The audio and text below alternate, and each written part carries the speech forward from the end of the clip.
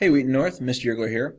This video is going to be a quick refresher on chemical reactions, or an introduction to chemical reactions. We've actually been using a few chemical reactions already in labs and in practice problems, but this will be a quick, a good way to summarize all the different types that there are. Okay, so let's get started.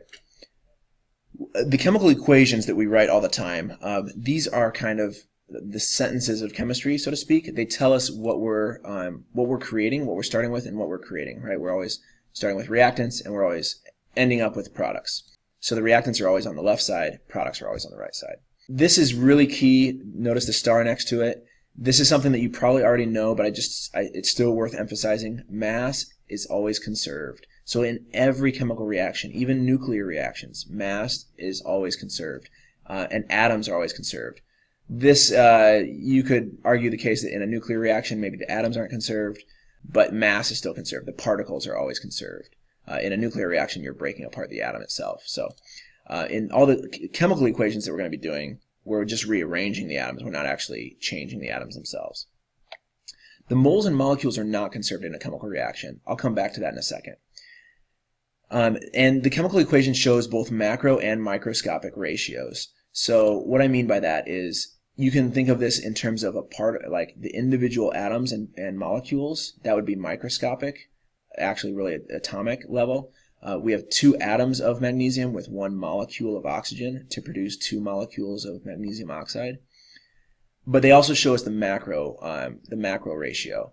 Whereas when we think of this in moles, right? 2 moles of magnesium, 1 mole of oxygen produces 2 moles of product. Let's go back to this. Moles is not conserved and molecules is not conserved. We end up here with 2 things, 2 molecules. We started with 3 things, 2 atoms and 1 molecule, right? So we're not keeping the same number of molecules, and therefore we're not keeping the same number of moles either necessarily. We end up with 2 moles here. You could look at it this way, right? We end up with 2 moles here, but we started with kind of 3, right? 2 of magnesium and 1 of oxygen. If you're going to balance, the formulas have to be correct. So if you miswrote this formula as Mg2O, it's going to be, a lot of times it's going to be almost impossible to balance. So your formulas have to be correct. We're only going to change coefficients. That's the number in front. The subscript changes the identity of the substance. O3 is ozone, O2 is oxygen. So don't change those subscripts.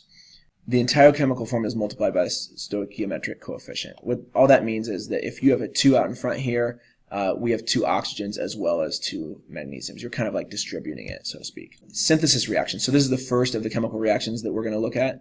This is where we take 2 reactants, usually individual elemental stuff like iodine and copper, and we create copper iodide, 1 product. So 2 things coming together to make 1 product.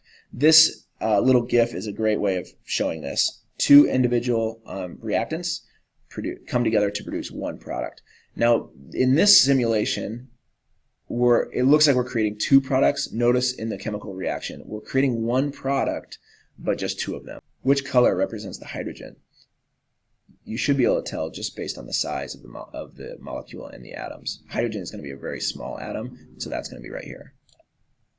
All right, decomposition reactions, the second reaction that we're going to look at.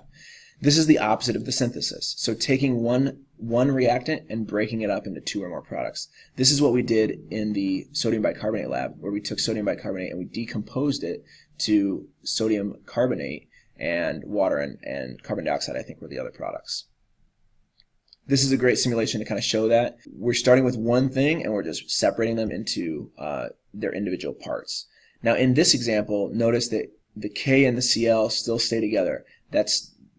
Decomposition doesn't necessarily mean that we're breaking every atom apart into the individual atoms. We could still end up with a molecule, but we're breaking a bigger molecule into smaller molecules a lot of times.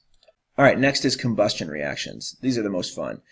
These are always going to be a fuel of some sort, so it's hard to say exactly what we're going to have here. It's going to be some sort of carbon, hydrogen, hydrocarbon, and sometimes there's oxygen as well. So you might have just C and H, like in this example here, but you could also have oxygens in there sometimes.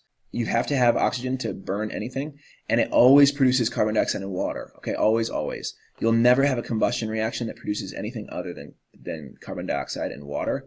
If you have like an explosive reaction, the explosion of hydrogen looks like combustion because it makes a big fireball, but it's actually a synthesis reaction because it doesn't produce carbon dioxide and water. This is a popular video that's kind of gone around the internet a little bit, and I found a GIF of it. A teacher is lighting liquid, this is liquid methane, and he pours it onto the floor, and it burns up so quickly because it's methane, and it evaporates really quickly and then burns. I don't recommend doing this. I don't know why he's doing it. I think that looks pretty risky, but it does look cool. All right, single replacement reactions. This is where we're going to have a compound with an individual metal usually. This simulation, it looks really funny because it's all jiggly, but this is actually a more accurate model than a lot of the other simulations that we use and a lot of the other ways of picturing atoms. Atoms are always in constant motion. So this is actually pretty realistic. So here we have a metal. The green starts out as our reactant metal, that's our A, and the yellow and the white and teal are the BC, the ionic compound. And then it ends up, they switch places. So notice that the metal is switching places with the metal, right? This is often going to be a redox reaction. You can also have a single replacement reaction where a nonmetal is switching places with a nonmetal. If what you have by itself is a nonmetal, then it's going to replace the nonmetal, okay? If what you have by itself is a metal, like copper or iron or something like that, then it's going to replace the metal. So notice, pay attention to what our products are. A is switching with B in this case, right? A is kicking B out. Whereas down here, A is actually kicking C out. And that's because A, in this case, A is a nonmetal, so it's going to kick out the nonmetal.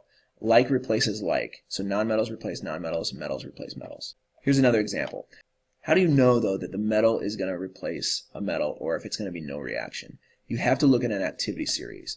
This is one activity series that I found. I like this one because it shows it's actually showing the oxidation half reactions where we're also showing how many electrons are given off.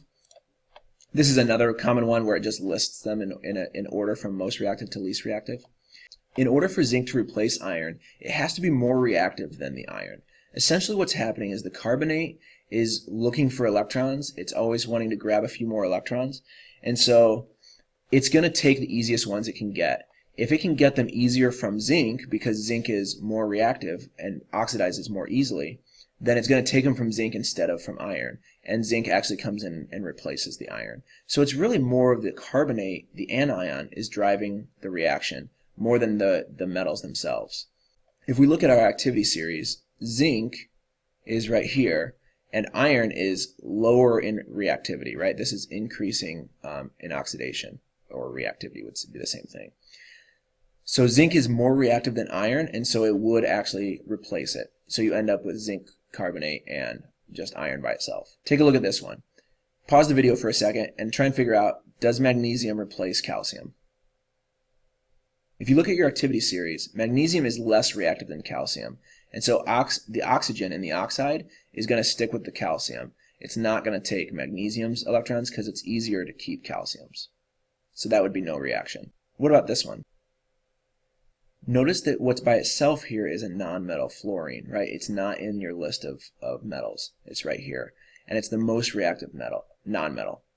So fluorine would replace bromide because it's more reactive. Okay, it kind of works the same way. The copper is looking to give up electrons, and it's going to give up electrons to whatever is going to take them the easiest, and that's going to be fluorine because it's the most reactive. All right, last one is double replacement reactions, sometimes called double displacement. This is also sometimes referred to as an ion exchange reaction because the ions are switching places. This is an important point. The ions don't change charge. So this A is going to be a cation because it's going to be a metal. C is also going to be a metal. They're going to retain their charges. They're not going to change charge. So there's no transfer of electrons. We're just switching the anions around. This simulation is a great way to kind of visualize that. So that's a quick overview of the 5 different types of reactions. I'm going to do another video on net ionic equations in another video that goes more in depth on the double replacement reactions because there is more to talk about there. But for right now, this is just a kind of quick overview. All right, this is Mr. Yergler signing out.